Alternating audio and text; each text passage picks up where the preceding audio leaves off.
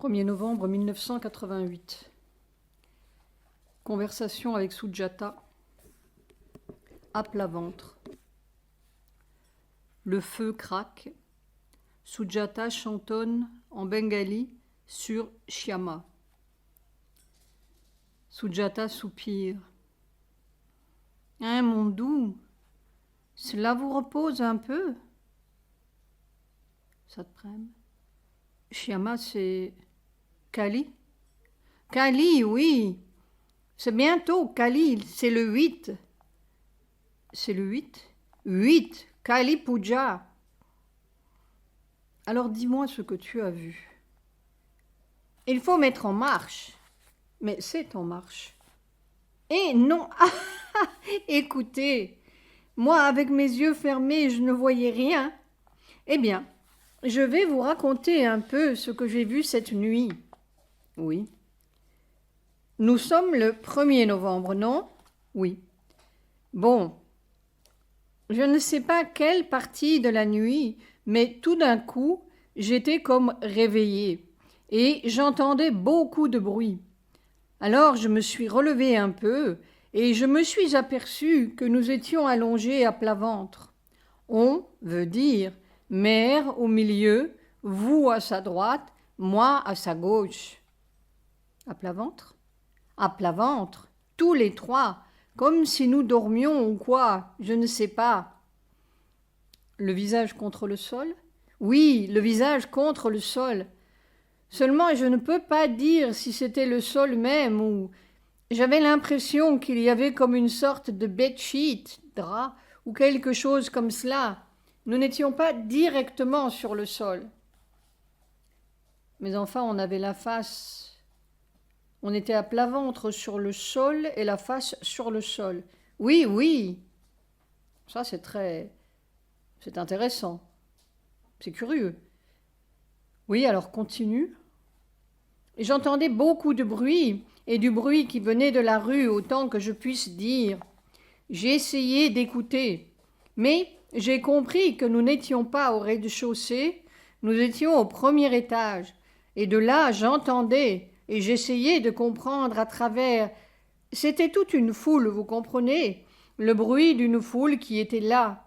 Vraiment beaucoup de gens, probablement toute une foule qui allait quelque part. Je ne voyais rien de là où j'étais, mais j'essayais de comprendre ce qu'il disait.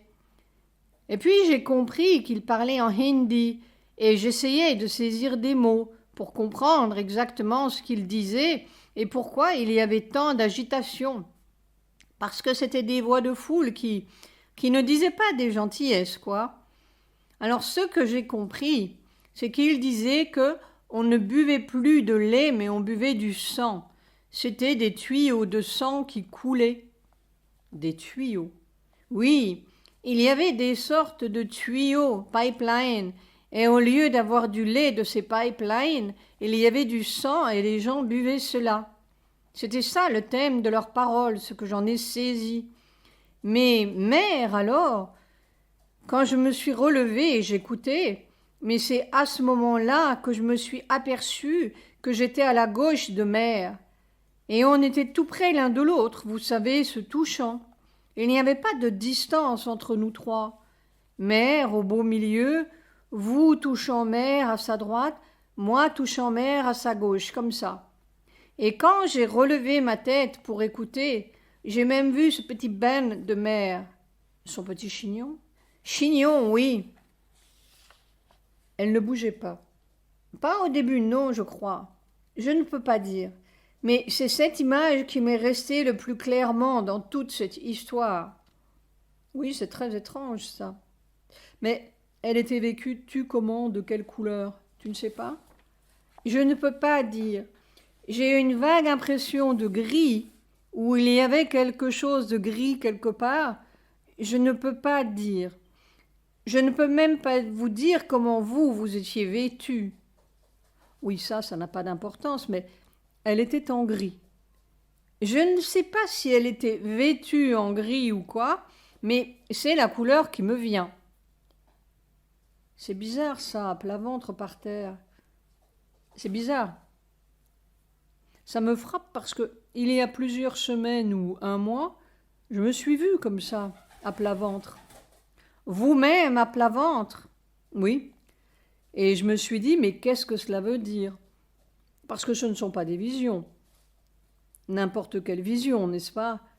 Je me suis dit, est-ce qu'il faut, au lieu de travailler debout ou assis, est-ce qu'il faut que je travaille à plat ventre? Mais, riant, c'est un peu gênant pour respirer. Oui, oui, en fait. Il est certain que c'est allongé à plat ventre que j'ai le moins mal.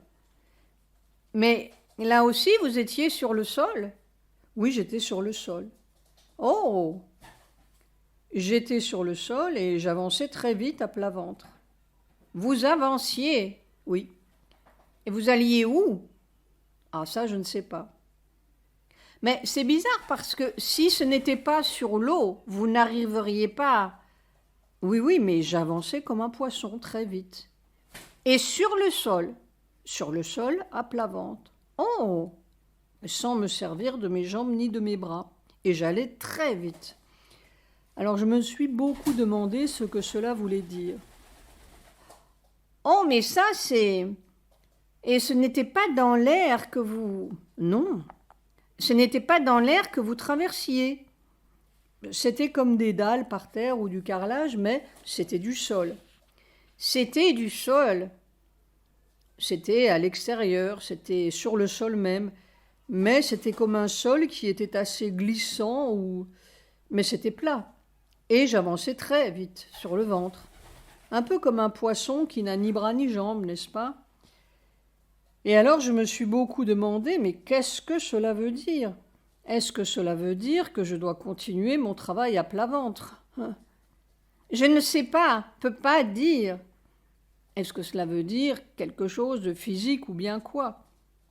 Mais quand vous dites les dalles, c'est... Les dalles, oui, cela veut dire quelque chose de glissant, quelque chose qui n'est pas rough, rugueux, mais c'était du sol, tu comprends? Oui, pas de pierre. Inégal, non, mais c'était le sol, et dehors, enfin comme sur la terre. Alors c'est curieux, tu nous vois là tous les trois à plat ventre. Qu'est-ce que cela veut dire? Qu'est-ce que cela veut dire? Et là aussi, nous n'étions pas sur des lits dans ce que j'ai vu. Nous étions sur le sol à plat ventre. Je veux dire que nous n'étions pas surélevés. Moi, j'étais à même le sol. Ça veut dire quelque chose. Quoi? Silence. Je ne sais pas exactement ce que cela veut dire. Est-ce que cela veut dire que je dois continuer mon travail à plat ventre sur le lit? Silence. On ne peut pas dire, puisque c'est vous qui avez vu. Vous devez comprendre ce que cela veut dire. Et non, je n'arrive pas à comprendre. J'ai vu cela il y a plusieurs semaines déjà, ça m'a beaucoup troublée. Je me suis dit, mais enfin, qu'est-ce que cela veut dire? Parce qu'on ne me montre pas des choses inutiles, n'est-ce pas? Et j'avançais très vite comme cela à plat ventre. Et à ce moment-là, j'étais debout, je faisais mon travail debout. C'est après cela que vous avez commencé à vous asseoir? Oui. Un jour, c'était tellement écrasant, je me suis dit, il faut que J'ai demandé à Sri Aurobindo, et puis je me suis dit, il faut que je m'assoie. Et je n'aurais pas pu debout. C'était trop écrasant. Mais même assis, je suis écrasée, n'est-ce pas? Mais je me demande si cela n'a pas un autre sens. Quel autre sens? Cela veut dire que c'est tout le corps qui est sur le sol, vous comprenez? Oui. C'est-à-dire, la substance matérielle est sur le sol, sur la matière terrestre dans sa totalité, si je puis dire, non? Oui, oui, oui, oh oui. Ah ça, on est absolument, en italique, dans la matière. Absolument. Et la matière touchant le sol, ça c'est sûr. Ce qui se passe est complètement écrasant. C'est complètement écrasant. Je te dis, j'ai compris, il y a déjà une semaine ou quelques jours, que je ne pouvais plus faire cela debout. Et quand j'ai demandé à Sri Aurobindo, finalement, il ne m'a rien dit, mais le lendemain matin, je me suis dit, il faut que je me mette assis. Et c'était si écrasant que je me suis rendu compte que debout, je n'aurais pas tenu. Le corps aurait cassé, ou je serais tombé. Alors je suis assis. Mais c'est... Même assis, tu comprends, je suis écrasé. Le corps s'enfonce, en italique, dans le fauteuil. Je suis écrabouillé, en italique. Il faut que je tienne les pieds comme ça, sur ces coussins, agrippés pour ne pas partir. Pour ne pas partir. Alors certainement, c'est toute la substance matérielle qui...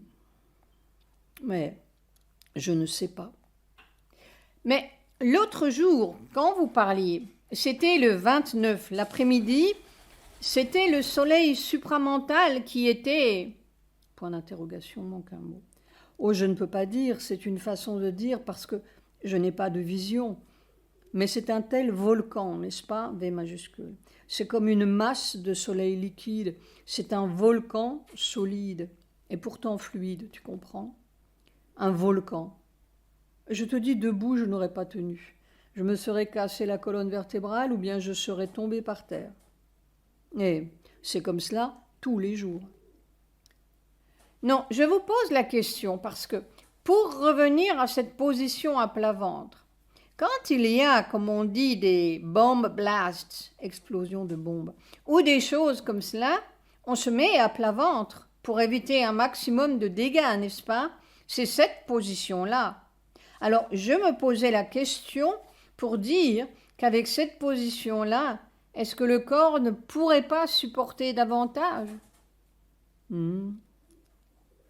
Bien, tu vois, c'est la question que je me suis posée. Est-ce qu'il ne faut pas que je me mette à plat ventre sur mon lit? Parce que assis, je suis écrabouillée. Le dossier du fauteuil qui, heureusement, me soutient à la colonne vertébrale, et puis le siège qui fait que je... Ah, mais tout cela est écrasé. Oui, j'ai vu votre coussin. Mais une chose pratique. Là, dans cette position, comment sera la réaction du cœur? Non, moi ce que je me demande, c'est comment je vais respirer. Rire. Mais c'est ça que tu penses? Je ne pense pas. Je cherche, j'essaie de comprendre. Silence. Parce que cela peut avoir un sens figuratif, intérieur ou pratique comme vous pensez. Ce que je vois, ce sont rarement des choses abstraites. Ce sont des choses très concrètes. On me montre des situations et... Oui, Mère parlait d'un mentor qui guidait son corps. Eh bien moi c'est ça. Ce sont généralement ces visions de la nouvelle conscience qui m'indiquent la situation ou qui essaient de me faire comprendre quelque chose. Mais bon, je suis un peu bouchée aussi souvent. Si vous êtes bouché, qu'est-ce que vous allez dire de nous? Satprem rit.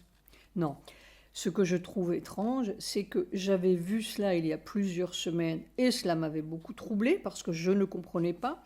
Et puis toi, tu vois ça, cet après-midi, cette nuit. Cette nuit, tous les trois à plat ventre. Tu penses que dans cette position-là, on peut recevoir plus? Non, je ne dis pas qu'on peut recevoir plus. On peut supporter plus. On peut supporter plus, mieux, disons. Oui. Évidemment, le corps est très épuisé par l'effort. Silence. S'il pouvait recevoir ça sans être obligé de tendre de lutter pour laisser traverser toutes ses vertèbres, ses muscles, ses bras, ses épaules, Il est constamment à lutter pour essayer de ne pas résister, tu comprends? Parce qu'il sait que c'est Sri Aurobindo et Mère, que c'est leur puissance. Ça, il sait. Il n'y a plus d'instinct de conservation et de tout cela, c'est fini, n'est-ce pas? Il sait que c'est Mère et Sri Aurobindo. Alors il essaie, même si c'est mortel, peu importe pour qui, lui, il dira « Non, non, non, ce sont des histoires, c'est Mère et Sri Aurobindo. » Seulement, il faut pouvoir supporter Mère et Sri Aurobindo. Satprem rit. Oui, et sans leur voile. Oui, c'est dans mon corps physique, tu comprends? Ce n'est pas dans la conscience, ce sont mes vertèbres. Ce sont tous mes tuyaux, comme dirait Claude. Satprem et Sujata éclatent de rire. Eh bien, écoute, je pourrais essayer. Je pourrais essayer. No harm, pas de mal à ça, je crois. Non, mais pour cela, je ne peux vraiment pas dire. Non, il n'y a que l'expérience qui me fera dire si c'est possible ou pas possible. Expérience ou votre sensation? La sensation, je n'en ai pas, ma douce. Justement, je suis tout à fait dans la nuit et dans le noir. Sauf de temps en temps, ils me donnent une vision comme ça, gracieusement et avec beaucoup de sollicitude, pour essayer de me faire comprendre quelque chose que je ne comprends pas toujours, hélas. Sujata rit. Silence. On est dans le noir. On est justement dans cette matière inconsciente. On est dans la matière. Eh bien, c'est la nuit. La matière, c'est la nuit. C'est la nuit et la mort. C'est ça, la matière. C'est comme dans le tunnel que vous avez vu. C'est ça.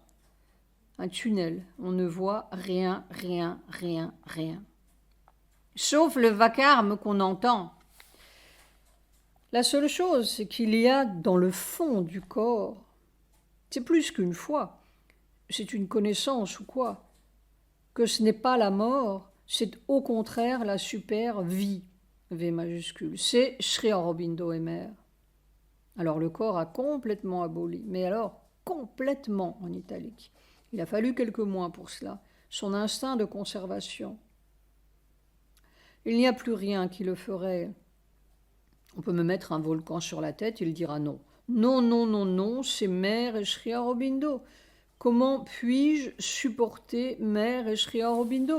Voilà, c'est son problème. Tu comprends? Il n'y a plus je vais mourir, mon cœur va s'arrêter. J'ai quelquefois mon cœur qui tire comme cela, ma tête qui devient bouillante ou des choses comme cela, mais il dit non, non, non, non. Il essaie de laisser passer, tu comprends, quels que soient les signes physiques. Quels que soient les signes physiques. Il a fait debout des choses impossibles. Oui, pendant quelquefois 1h30 sans bouger à recevoir ces tonnes de puissance, hein. Eh bien, c'est tout ce qu'il faut pour vous tuer. Mais il sait que c'est mère et Sri Aurobindo. Seulement, comme c'est un corps animal, il s'épuise. Il supporte, en italique, n'est-ce pas? Toute sa foi et la grâce suprême le font supporter, mais il s'épuise. Oui, ça, quand je vous vois le soir, n'est-ce pas, après la journée de travail, j'ai bien des inquiétudes.